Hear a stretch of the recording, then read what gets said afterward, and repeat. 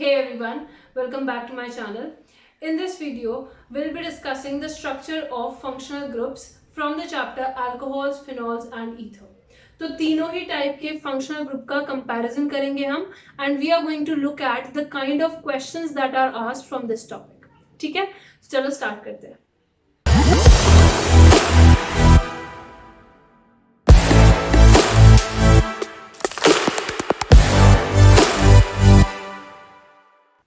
So I have taken one example each for the three functional groups.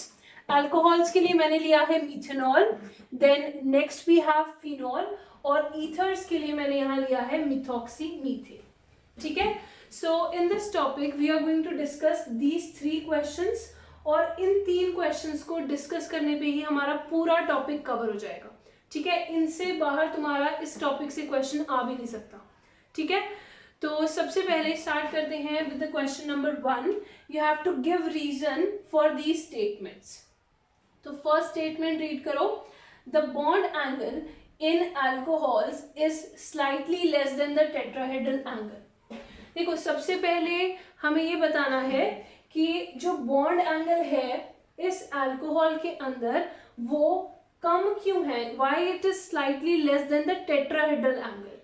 तो बात करते हैं इसके स्ट्रक्चर की. सबसे पहले देखो, यहाँ पे ये जो कार्बन एटम है, this is your sp3 hybridised carbon atom, right. Similarly over here in this ether, this carbon atom and this carbon atom, both of them are sp3 hybridized. और ये sp3 हाइब्रिडाइज्ड ऑक्सीजन के साथ इन्होंने क्या कर रखा है, बॉन्डिंग कर रखी है in both the cases. But in case of phenol, अगर तुम ये वाला कार्बन आटम देखो, this carbon atom is sp2 hybridized, right. तो जब भी हमारा sp3 हाइब्रिडाइज्ड कार्बन आटम होता है तो वहां पे हमारा कितना बॉन्ड एंगल आता है. जनरल टेट्राहेड्रल एंगल की वैल्यू क्या होती है हमारी, it is 109 point, let's say it is 109 degrees and 28 minutes. ठीक है, तो ये हमारा नॉर्मल टेट्राहेड्रल एंगल होता है. लेकिन यहाँ पे देखो, ये दोनों ही sp3 हैं, ऑल्दो ऑक्सीजन भी और कार्बन भी, बट ये जो एंगल आता है यहाँ पे that is slightly less than the tetrahedral angle. देखो, यहाँ पे वैल्यू आती है 108.9 degrees instead of 109 degrees and 28 minutes. तो ऐसा क्यों है ये हमें समझना है. ठीक है, तो ऑब्जर्व करो जरा इसका स्ट्रक्चर ध्यान से. तुम्हें ऑक्सीजन एटम के ऊपर दो लोन पेयर दिख रहे होंगे. तो ये जो दो लोन पेयर होते हैं, they offer repulsion to each other. ठीक है, दोनों लोन पेयर प्रेजेंट है ऑक्सीजन एटम के ऊपर, तो ये एक दूसरे को क्या करते हैं, they repel each other and in turn they are going to repel the bond pairs as well. देखो, ये जो bond pairs यहाँ पे present हैं, इनको फिर ये और रिपेल करेंगे. पहले खुद में रिपल्शन है इनके, फिर उसके बाद इनको धक्का लगेगा तो ये आगे जाके इसको और रिपेल करेंगे, जिसकी वजह से तुम्हारा ये जो बॉन्ड्स हैं ये पास पास आ जाएंगे. ये ऐसे थोड़ा सा कंप्रेस हो जाएगा molecule, and this is the reason that we say कि यहाँ पे नॉर्मल टेट्राहेड्रल एंगल से थोड़ा सा एंगल क्या हो जाता है, कम हो जाता है. ठीक है, it is slightly less than the tetrahedral angle due to the repulsions that are taking place between the lone pairs present on the oxygen atom. Fine, so ये हो गया हमारा first question. Next B part. B part जाने से पहले let's come to the C part. ठीक है, the bond angle in ethers is slightly greater than the tetrahedral angle. देखो, यहाँ पे हम कह रहे हैं कि थोड़ा सा कम है टेट्राहेड्रल एंगल से, एंगल जो है COH वाला, और ईथर्स के अंदर हम कहते हैं कि ये जो COC वाला एंगल है this is slightly greater than the tetrahedral angle. तो यहाँ पे बड़ा क्यों है और यहाँ छोटा क्यों, ये भी समझ लेते हैं. तो देखो, यहाँ पे ये जो एंगल है, देखो ईथर क्या होता है, ईथर ऑक्सीजन आटम, ये वाला फंक्शनल ग्रुप है. ऑक्सीजन आटम के दोनों साइड हमारे R ग्रुप्स प्रेजेंट होने चाहिए. This is our ether group, right. तो इसके अंदर देखो हमारे ऑक्सीजन आटम के साइड में 2 CH3 ग्रुप्स अटैच्ड हैं। तो 2 CH3 ग्रुप्स, ये तो बल्कि ग्रुप्स हो गए।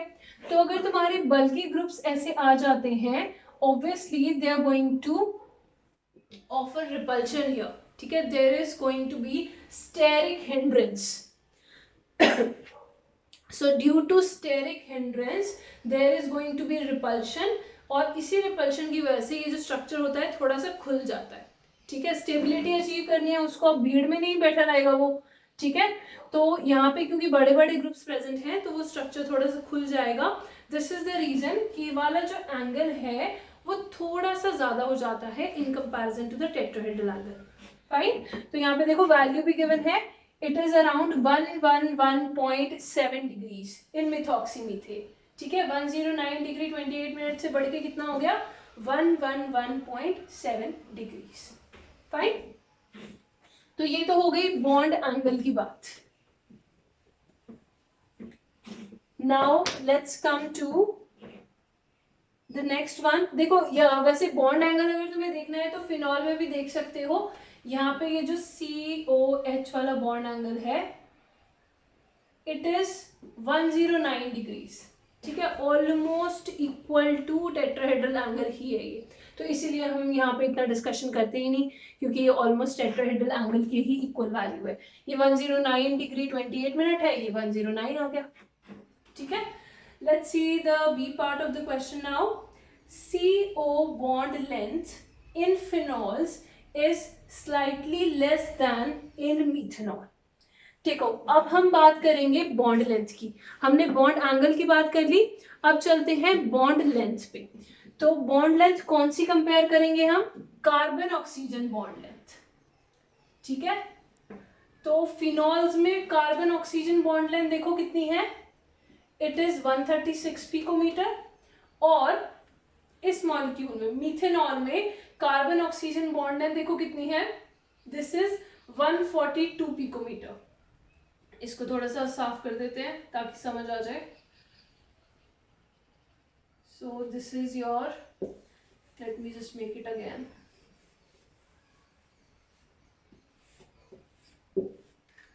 मिथेनॉल CO,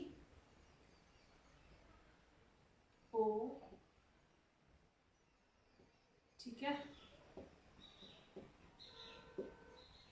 तो यहाँ पे हम क्या कह रहे हैं कि जो बॉन्ड लेंथ CO की मिथेनॉल में है दैट इज 142 पिकोमीटर, और जो बॉन्ड लेंथ हमारी CO की फिनॉल में है दैट इज 136 पिकोमीटर। इसका हमें रीजन जानना है, ठीक है। देखो जो फिनॉल होता है उसके अंदर हमें पता है there is possibility of conjugation, right. ये जो ऑक्सीजन आटम है इस पे लोन पेयर है, तो ये जो लोन पेयर्स हैं they can definitely go in conjugation with the benzene ring। यहाँ पे conjugation में चले जाएंगे with the benzene ring, जिसकी वजह से हमारा partial double bond character आ जाता है in the CO bond। जैसे ही ये conjugation में गया तो क्या बन जाएगा तुम्हारा नेक्स्ट स्ट्रक्चर, बना के देख लो चाहे। यहाँ पे तुम्हारा बन जाएगा ये माइनस, और यहाँ पे C double bond O plus and H। देखो यहाँ सिंगल बॉन्ड और यहाँ आ गया डबल बॉन्ड, तो इसी की वजह से हम कहते हैं कि पार्शियल डबल बॉन्ड कैरेक्टर आ जाता है तुम्हारा, क्योंकि ऑक्सीजन एटम पे प्रेजेंट लोन पेयर जो है they go in conjugation with the benzene ring, ठीक है, with the pi electrons of the benzene ring.